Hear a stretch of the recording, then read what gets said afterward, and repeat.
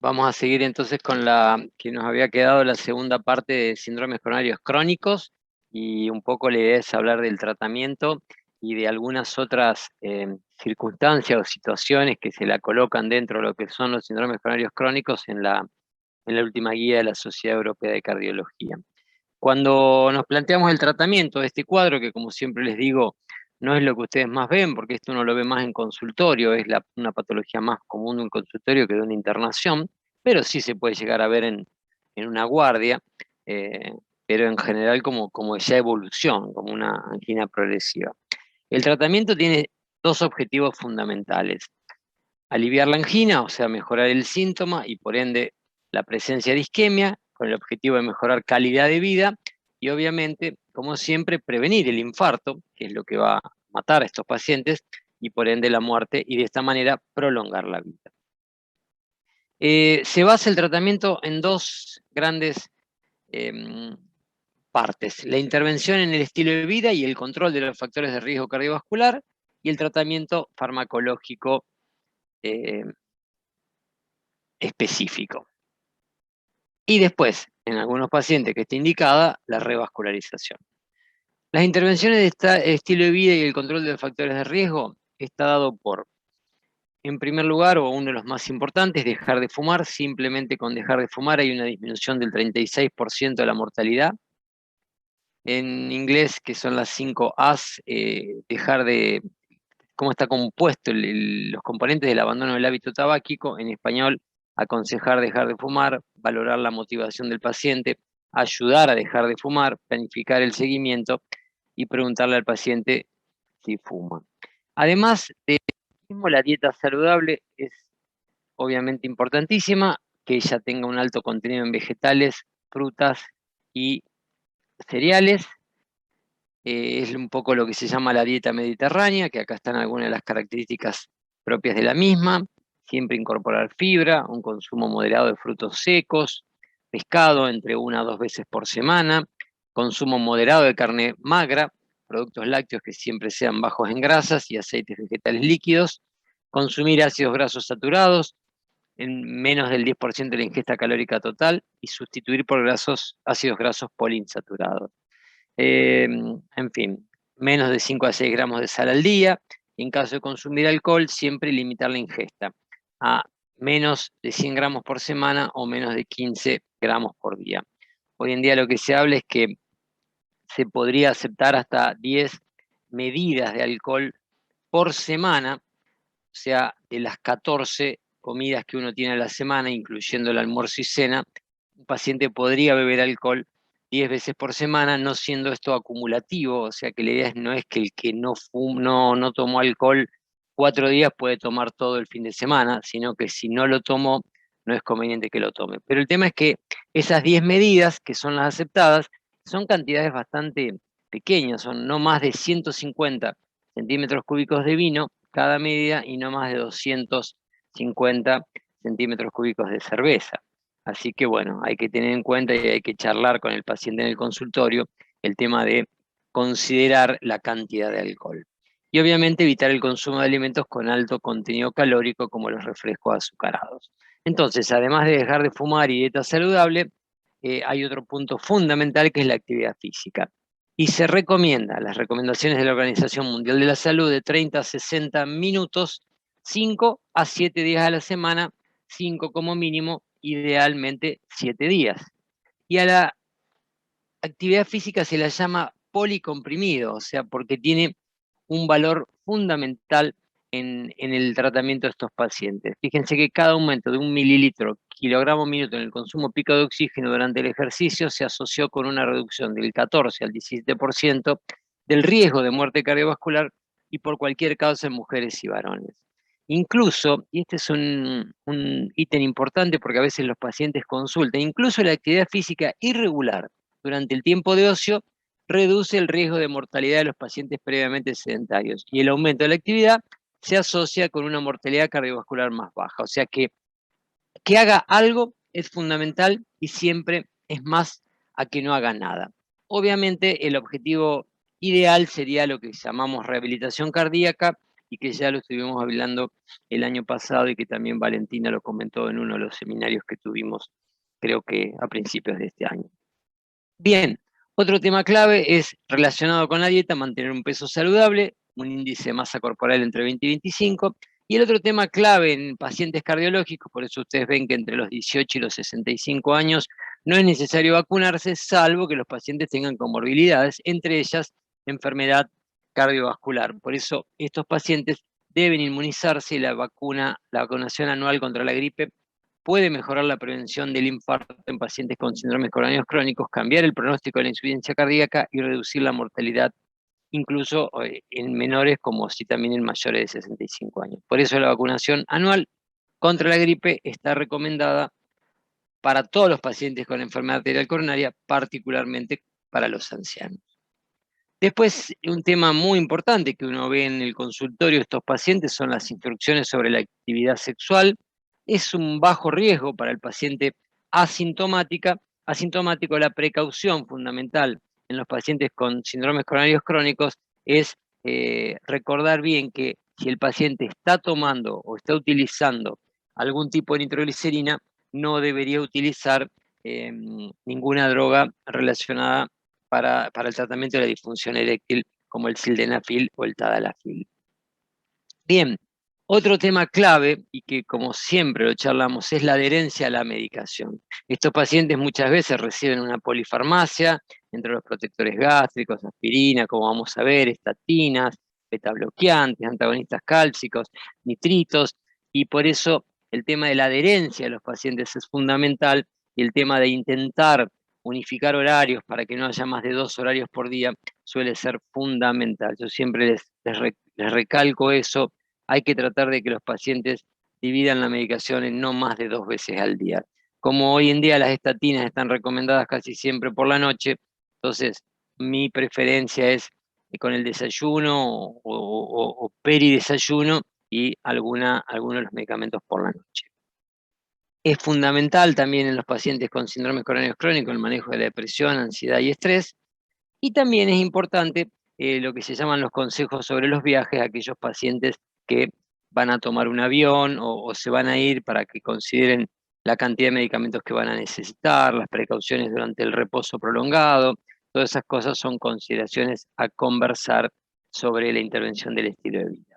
Con respecto al tratamiento farmacológico, entonces dividimos en las drogas antiisquémicas, que alivian los síntomas, pero no previenen los eventos cardiovasculares, y las drogas específicas para prevención de eventos, o sea, que son infarto y muerte.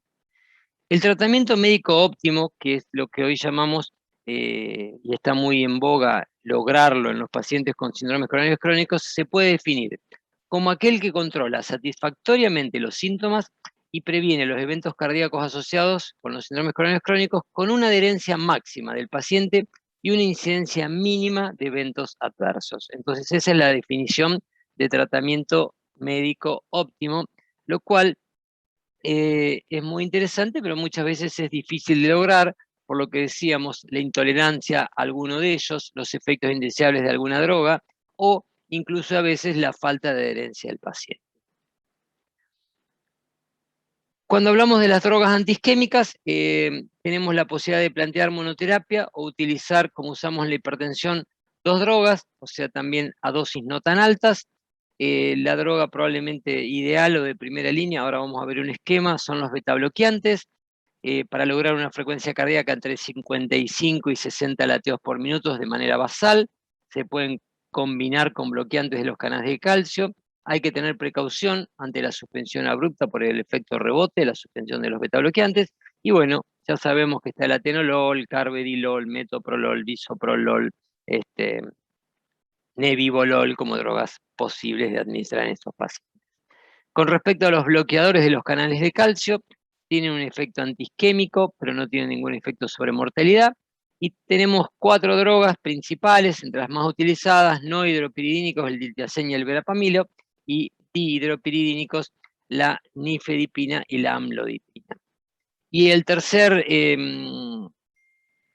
la tercera droga en cuestión para el tratamiento farmacológico como medicamento antiisquémico son los nitratos, que pueden ser los nitratos de acción corta, para la crisis de Angor, que es la nitroglicerina sublingual, que al paciente hay que explicarle que lo lleve siempre encima y que sepa cómo usarlo, y los nitratos de acción prolongada, que son aquellos que ya usamos cuando queremos prevenir el episodio anquinoso. Entonces tienen diferente acción. El de acción corta lo voy a usar para el tratamiento de la crisis y el de acción prolongada en general para la prevención de la crisis. Precaución con la tolerancia, por lo cual siempre que lo usen hay que dejar horas al día libre de la droga. Entonces si usamos vía oral, la recomendación es dar un comprimido a las 8 y otro a las 16, no a las 20, porque si yo doy a las 20 no voy a dejar prácticamente momento del día libre.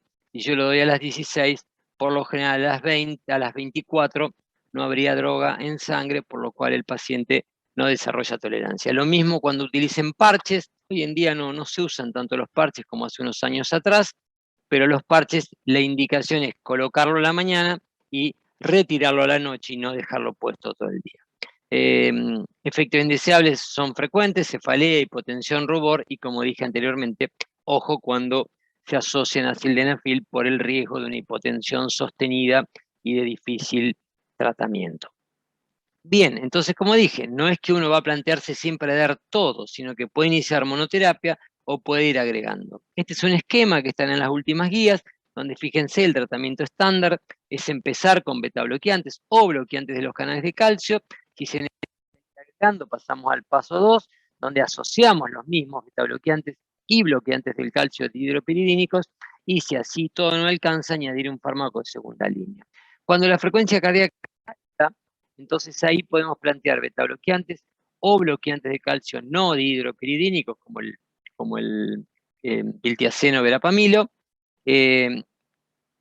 Después podemos asociar en un segundo paso los bloqueantes del calcio, a dar ambos. El primer paso es uno u otro, el segundo ambos, y si la frecuencia cardíaca sigue elevada, otra opción es añadir ivabradina.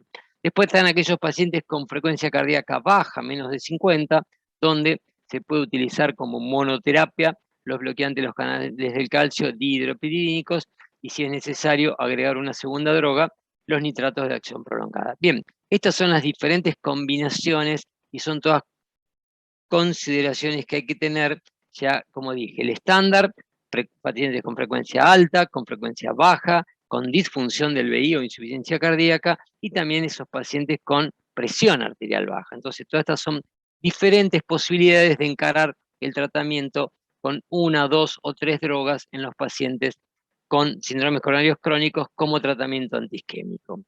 Cuando hablamos del tratamiento para prevenir eventos, entonces es fundamental los antiagregantes plaquetarios, la aspirina 75 a 100 miligramos por día, están indicados como tratamiento siempre de elección, y se añadirá un segundo antiagregante como los inhibidores del receptor P2 y 12, ya sea si el paciente tuvo un infarto o si a ese paciente con síndrome coronario crónico se le realiza una intervención coronaria percutánea. Pero en este caso, la indicación de la doble antiagregación no está por el síndrome coronario crónico, sino que está directamente por la intervención coronaria, y como ya sabemos, esto está entre 6 y 12 meses, variable según tipo de estén hoy en día, riesgo trombótico, riesgo hemorrágico, pero la indicación va a ser casi siempre entre 6.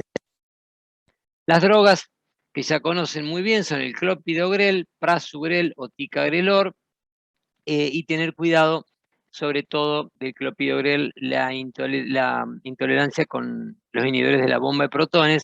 Fundamentalmente el clopidogrel es uno que hay que tener mucho cuidado cuando lo asociamos a, ay, no me sale el nombre, Omeprazol. omeprazol. Bien, Omeprazol. entonces en ese caso, si yo voy a usar clopidogrel, me tengo que plantear usar pantoprazol, algún otro, pero no omeprazol. Y otra de las indicaciones, también basadas en algunos estudios recientes, son utilizar anticoagulante a dosis baja. Fundamentalmente, uno de los más probados es el rivaroxaban a dosis de 2.5 cada 12 horas, donde hay algunos que ya lo están usando.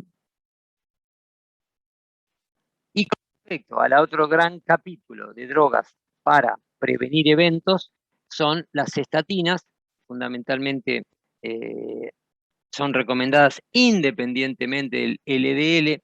Todavía tenemos que explicarle a los pacientes que se les da independientemente de su colesterol, porque muchos pacientes no entienden el tema de que la estatina tiene un efecto antiaterosclerótico, un efecto antioxidante, y que son drogas utilizadas para lograr detener el desarrollo de la aterosclerosis y no exclusivamente para bajar el colesterol. El objetivo es bajar el LDL. Hoy el objetivo más ambicioso es bajarlo por debajo de 55 miligramos.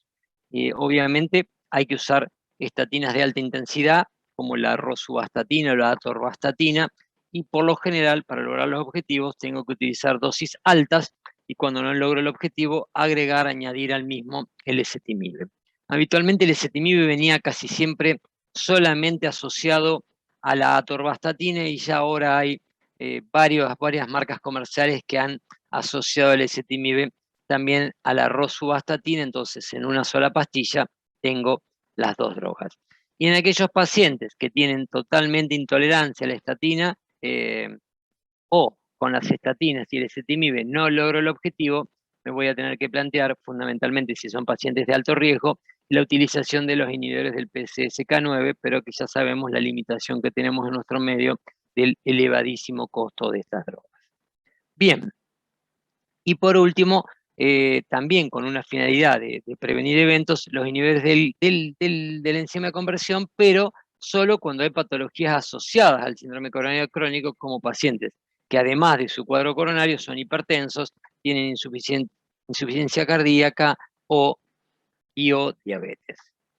Bien, entonces, habíamos planteado el otro día que los de bajo riesgo, nosotros a esos pacientes les vamos a hacer intervención del estilo de vida, control de factores de riesgo y farmacológico. Pero si el paciente, con los diferentes estudios o con la estratificación, tanto clínica como de la prueba evocadora de isquemia, el paciente es un paciente de alto riesgo, no vamos a tener que plantear la necesidad de la revascularización, por lo cual, para definir si es mejor candidato para una angioplastia con stent o para cirugía cardíaca, a ese paciente voy a tener que conocer la anatomía coronaria, por eso voy a tener que utilizar una coronariografía. Hoy en día, cada vez está ganando mayor espacio, mayor lugar la coronariografía no invasiva bajo tomografía, que ustedes saben que en el sanatorio se hace bastante, pero también hay que tener en cuenta indicarla de manera adecuada. O sea, una cosa es que yo le indique en un síndrome coronario crónico, otra es que a veces la indique como método para descartar enfermedad coronaria. Tiene todavía sus limitaciones, como pacientes con frecuencia cardíaca elevada, como pacientes con imposibilidad de contener el aire de manera sostenida, pacientes con extrasístoles. Bueno, son algunas limitaciones que sin duda, a medida que pasa el tiempo, se van a ir solucionando, y cada vez va a quedar la coronariografía clásica por cateterismo para las intervenciones, pero no como método diagnóstico. De tipo de revascularización voy a hablar más en detalle cuando hablemos de síndromes coronarios agudos sin supra, que son una de las dos últimas clases, pero un poco para considerar ventajas y desventajas. La angioplastia es mínima invasiva, es un cateterismo con anestesia local, que se puede realizar por vía radial o femoral, y con la gran ventaja de que es una internación corta de 1 a 2 días, un costo inicial menor y una rápida recuperación de los pacientes. La cirugía es mucho más invasiva, es una cirugía mayor, requiere anestesia general, requiere asistencia respiratoria, parada cardíaca, toracotomía, una internación más prolongada, entre 5 a 7 días, mayor costo inicial, una recuperación más lenta, pero como siempre, no quiere decir que una es mejor y otra es peor, sino que hay pacientes que van a ser claros candidatos para una, otros claros candidatos para la otra, y algunos pacientes son los que están en el medio. La posibilidad de trabajar con un heart team es clave para que en conjunto entre el cardiólogo, el cirujano y el hemodinamista se defina la mejor estrategia. Sabemos que es difícil de lograr eso en nuestro medio.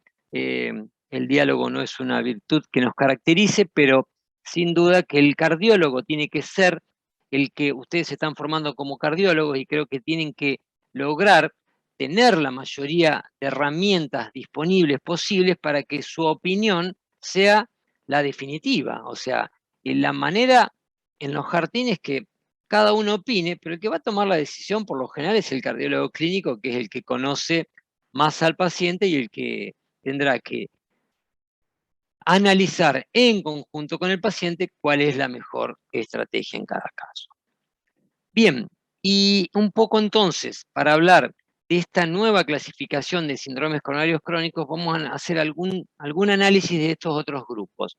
Vieron que les dije que en esta nueva clasificación aparecen todas estas posibilidades, porque anteriormente ni siquiera se hablaba de síndromes crónicos, hablábamos de angina crónica estable, o sea, era síndromes coronarios agudos y angina estable.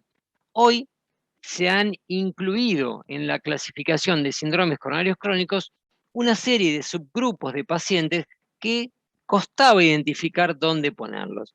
Bueno, entre ellos está lo que se llama la nueva aparición de insuficiencia cardíaca o disfunción del ventrículo izquierdo con sospecha de enfermedad arterial. Las guías europeas dicen que la enfermedad obviamente coronaria en Europa es la causa más frecuente de insuficiencia cardíaca y la mayoría de los datos en los que se fundamentan las recomendaciones de tratamiento proceden de la investigación justamente realizada en pacientes con miocardiopatía isquémica, que por lejos es una de las causas de miocardiopatía frecuentes. Dado que la disfunción sistólica es un resultado fisiopatológico del miocárdico, la mayoría de los pacientes con insuficiencia cardíaca sintomática van a tener una FEI reducida. Sin embargo, como ya sabemos, algunos pacientes pueden tener insuficiencia cardíaca con FEI preservada. El tratamiento médico de la insuficiencia cardíaca secundario en la miocardiopatía isquémica va a ser muy semejante al tratamiento médico que vemos en las guías de insuficiencia cardíaca, más alguna cosa específica de la enfermedad coronaria. Pero no hay gran diferencia en cómo tratar al paciente con insuficiencia cardíaca, sea por enfermedad coronaria o no, más allá de evaluar en algunos casos si hay sintomatología asociada, cuánto tiempo hay que usar la antiagregación, las estatinas, pero tratamiento específico. El pilar de las 4 drogas que hoy tenemos, eh, los inhibidores de la enzima convertidora o los bloqueantes ARA2 o los inhibidores de la neprilicina, después con las glifosinas, todo eso, el tratamiento va a ser, la espironolactona va a ser muy parecido, ya sea que la disfunción ventricular sea de origen isquémico o no.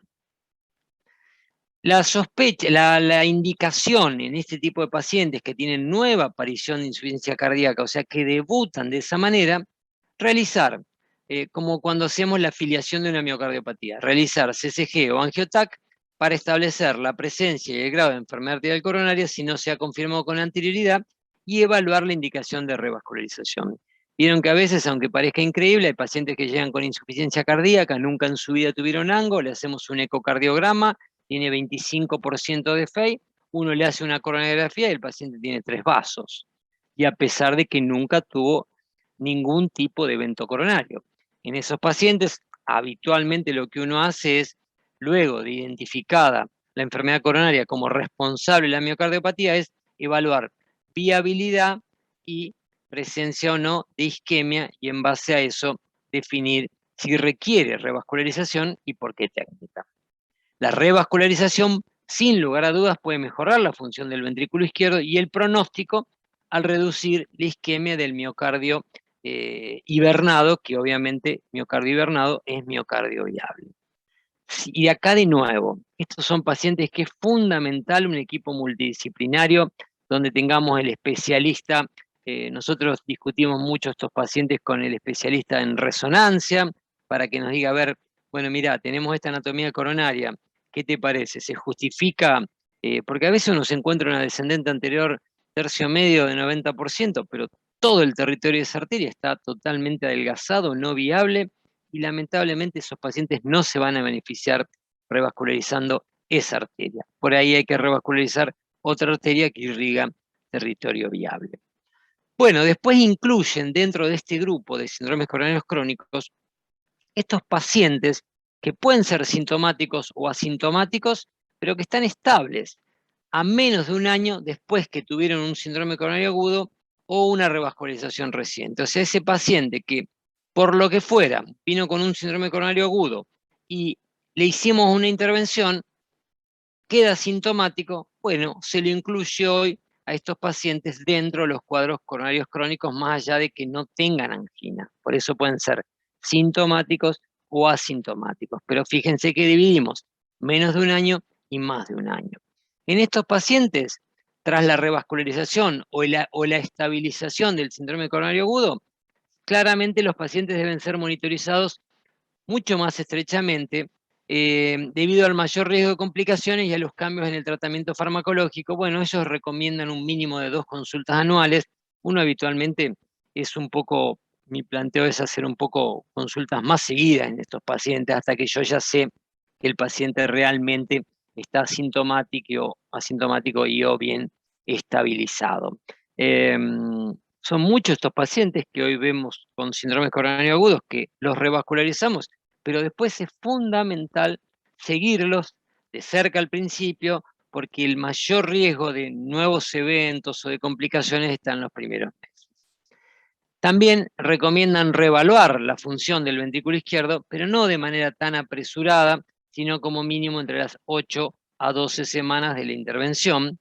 Y reevaluación también está recomendada no invasiva de la isquemia que puede haber para detectar si hay isquemia residual o documentar su presencia, lo que servirá de referencia en evaluaciones futuras. Entonces, a ese paciente que le hicimos una intervención, también en algún momento en ese primer año, por más que haya quedado en teoría revascularizado de manera completa, es importante hacer una prueba evocadora, idealmente con imágenes, o sea, esos pacientes, dependiendo de la experiencia en el centro donde uno está, pediremos un ecoestrés o un SPECT, una perfusión miocárdica SPECT, para ver, insisto, si quedó isquemia residual o si no también para documentar que no tiene isquemia.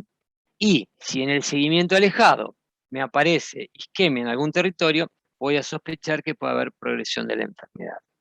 Entonces, ese grupo son los pacientes que están en el primer año post intervención o post síndrome coronario agudo. Y también tenemos que tener en cuenta a los pacientes más allá de ese primer año. Acá la guía europea dice que hay que hacer un control anual por un especialista en cardiología, pero no se olviden que la organización hospitalaria en muchos países europeos es diferente. Hay mucho menos especialistas en cardiología y hay mucho más médicos generales. Nosotros en nuestro medio, la mayoría de estos pacientes se siguen directamente con el cardiólogo clínico y por eso las consultas son mucho más seguidas. Acá están hablando de que más allá de un año, como mínimo lo vea una vez al año un cardiólogo, pero estos pacientes se siguen con los médicos de familia o los médicos generalistas. Se recomienda que esa evaluación con el cardiólogo incluya el estado clínico general y la adherencia a la medicación, además de evaluar cómo sigue el perfil de riesgo del paciente. Para pacientes con síntomas leves o asintomáticos, más allá del año que reciben tratamiento médico en los que la estratificación de riesgo indica riesgo alto, se recomienda obviamente, si yo detecté un riesgo alto, más allá del año, obviamente realizar una coronariografía con la intención de definir si hay nueva enfermedad y proceder a la revascularización de ser necesario. Y después un grupo interesante y que es el último prácticamente, se los comento ahora, el de sujetos asintomáticos, en los que, ¿qué ponen ellos? Esos pacientes en los que se hace un cribado, o sea, un screening, y uno de los, ¿vieron el paciente que viene a un control para hacerse un chequeo cardiovascular? En esos pacientes, además de la evaluación general en busca de factores de riesgo, de detectar isquemia, se toman los SCORE para evaluar riesgo vascular, o sea, son sujetos asintomáticos con riesgo cardiovascular aumentado. A ese tipo de pacientes lo podríamos incluir en lo que se llaman síndromes coronarios crónicos.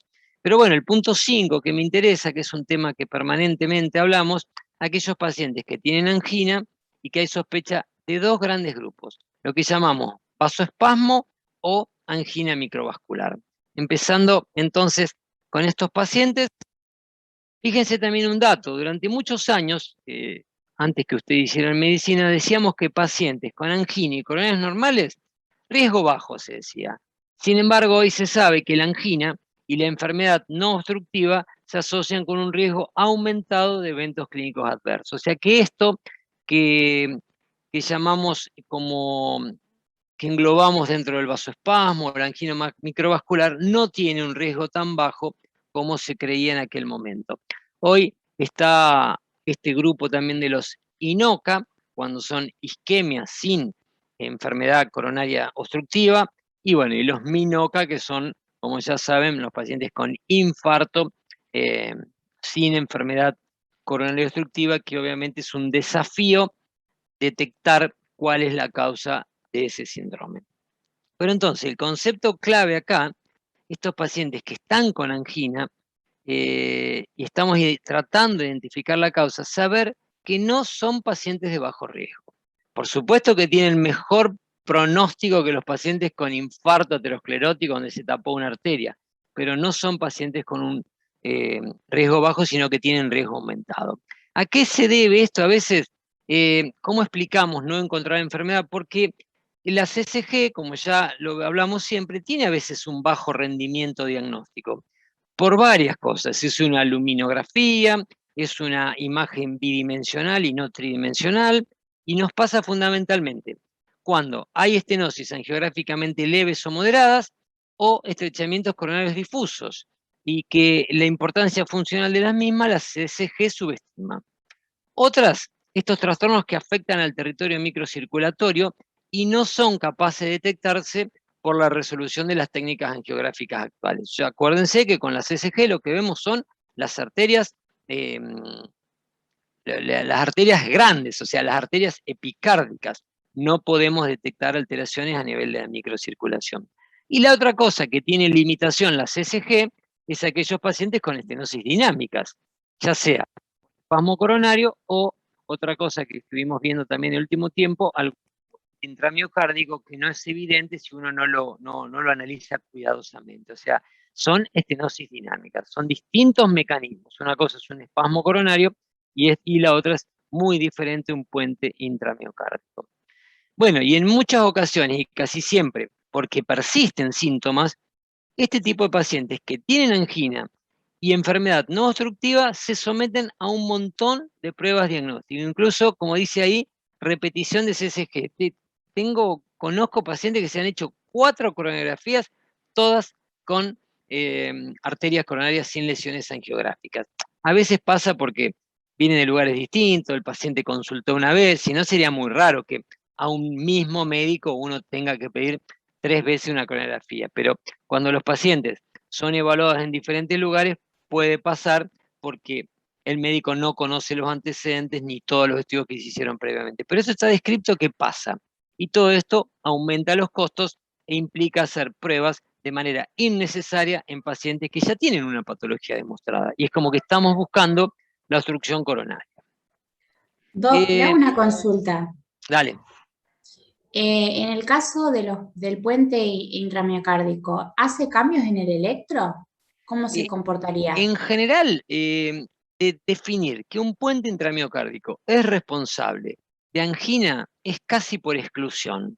La mayoría de las veces los puentes intramiocárdicos no dan angina y no tienen trascendencia. Cuando vos lo único que encontrás es el puente y el paciente sigue con angina y vos ponele, la mayoría de los puentes son la descendente anterior, y vos detectás isquemia en cara anterior, es una de las muy pocas veces en donde podés llegar a tener que tratarlo. Y se tratan con stent.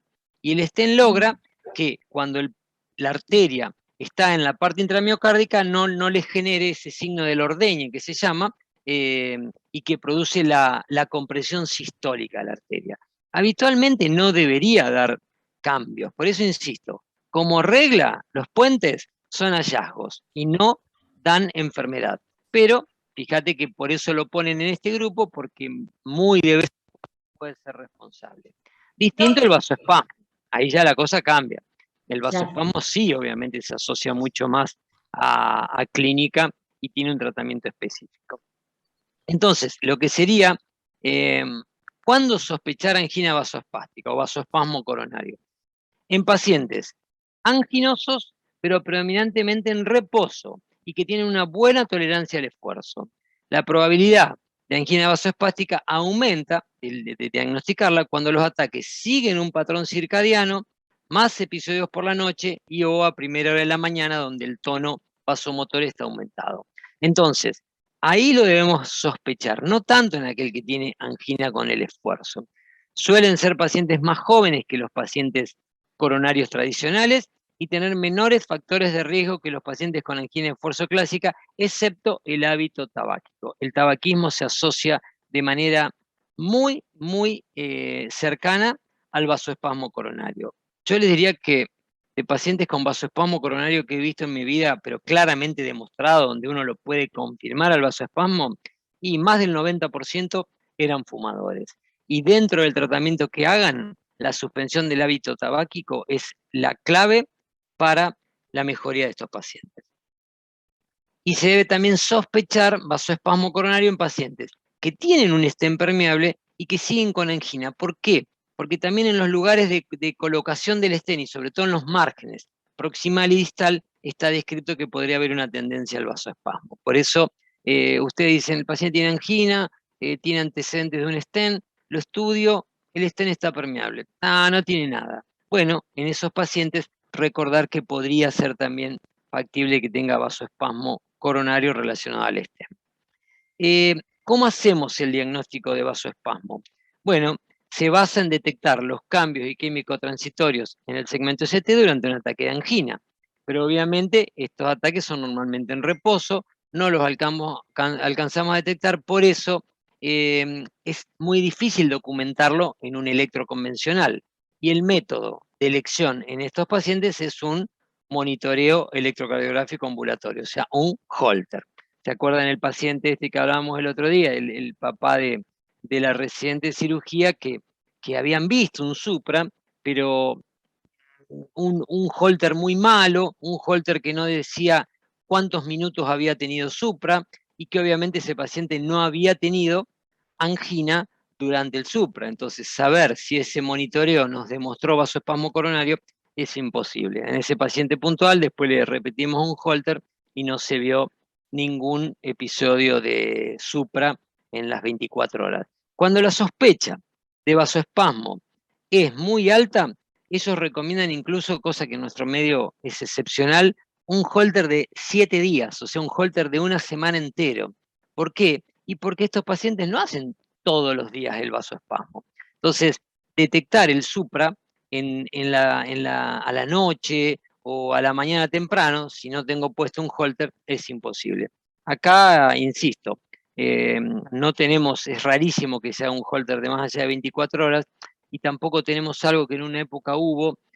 Hoy en día con el tema de los teléfonos celulares debería ser más fácil, que es el electro transtelefónico. O sea que, o por internet o como quieran, o sea, había en una época, yo ahora no conozco que haya, ojo, tal vez hay y yo no los he visto, la posibilidad de que a uno, en aquella época, hace como 10 años, te alquilaban un aparatito cuando vos tenías síntomas. Eso era muy útil para el vasoespasmo o para arritmias que aparecían de manera muy rara, o sea, que aparecían muy de vez en cuando, donde vos hacías un Holter y no detectabas nada. Vos te llevabas un aparatito y lo que tenías que hacer era poner el dedo en el momento que tenías síntomas y se transmitía la información a un centro donde había un cardiólogo. Bueno, hoy un poco todo eso vieron que con los teléfonos celulares y con algunos programitas se puede lograr, pero bueno, muchos de esos métodos no están tan validados y hay que ver la aplicación asistencial de todos los días. Yo en Rosario no he visto demasiado eso, no sé si ustedes han visto algo, pero en los últimos tiempos no lo he visto. Entonces, si yo tengo un paciente con clara sospecha clínica de vasoespasmo coronario y cambios documentados, bueno, ahí sí, lo primero que hay que hacer es o bien un angiotac o una coronariografía, porque lo primero que tengo que descartar es que tengo una estenosis fija. El vasoespasmo puede ser en arteria enferma o en arteria sana. Entonces, una cosa es que tenga una lesión del 90% y haga un vasoespasmo sobre esa lesión, versus una arteria coronaria sin lesión angiográfica significativa y que lo haga sobre esa arteria. Y cuando yo tengo una sospecha clínica muy alta de que hay vasoespasmo coronario, hay que intentar inducirlo, cosa que También esto está escrito en todas las guías y sin embargo es excepcional que se intente hacer y bueno, nosotros en el medio hospitalario lo hacemos mucho, en el medio privado se hace poco y nada. Hay diferentes pruebas para inducir vasoespasmo. Hoy en día ya se sabe que la mejor es esta que les puse ahí, pero también en una época, hace años, hacíamos la prueba de hiperventilación, que la hiperventilación desencadena vasoespasmo, o incluso poner las manos en agua helada. Hoy en día, cuando yo tengo sospecha de vasoespasmo, le hago una coronariografía con infusión de acetilcolina o ergonovina. También en alguna época, cuando detectábamos que las coronarias eran normales, pero no teníamos tanto acceso, le hemos hecho ergonovina intravenosa. Sin embargo, la ergonovina intravenosa no está recomendada. Hoy en día se plantea que no es conveniente hacerla. Si yo voy a hacer ergonovina o acetilcolina, que sea intracoronaria. ¿Por qué? Porque el efecto va a ser bien localizado sobre la coronaria y la chance de tratar la isquemia, y esa isquemia puede desencadenar supra y dolor, pero también puede desencadenar taquiarritmias ventriculares graves que nos obliguen a revertir el efecto y a veces a tratar la arritmia. La verdad que hemos visto casos de arritmias ventriculares muy, muy graves y hay que estar preparado para tratar todo eso. Entonces, lo que a mí más me gusta es hacer el estudio en en hemodinamia, ya sabiendo previamente que las coronarias eran sin lesiones significativas y la que tengo más a mano es la ergonovina. Se va aumentando a dosis crecientes y mientras tanto uno va controlando con el electro, controlando con la clínica, si el paciente hace angina o no, y haciendo cada vez que vamos a aumentar la dosis, hacer una angiografía, una imagen angiográfica para ver si la, si la arteria tiene vasoespasmo. ¿Y cuándo decimos que una prueba de espasmo coronario es positiva? Cuando desencadena clínica, o sea que el paciente hace angina, cambios en el electro, por esto a estos pacientes les tengo que poner el electro. El paciente está en hemodinamia, pero tengo que poner el electro e ir registrando. O bien que detecto vasoconstricción grave de un vaso epicárdico. No siempre en el vasoespasmo van a encontrar espasmos completos, o sea, no, muchas veces la prueba puede ser positiva si yo detecto que al empezar la arteria es normal y en algún momento, cuando voy infundiendo la ergonovina, el paciente tiene una obstrucción severa, aunque no llegue a tapar la arteria, si hace compromiso, la prueba es positiva. Entonces, tener en cuenta que no siempre necesitamos que se ocluya la arteria. Y ahí de nuevo, el tratamiento de elección son los bloqueantes de canales de calcio y los nitratos de acción prolongada. Habitualmente se empieza con bloqueantes de canales de calcio, pero siempre, y la droga de elección es el diltiazem, a dosis altas. Y como les dije, si el paciente es fumador, que son la gran mayoría, que deje de fumar. A veces los pacientes tienen frecuencias bajas, no toleran, y bueno, en esos casos uno puede usar nifedipina, siempre con cuidado de que no genere taquicardia. Hasta hace muy poco la nifedipina había sido sacada del mercado. Hoy hay una presentación de nifedipina de acción prolongada que en estos pacientes puede ser útil.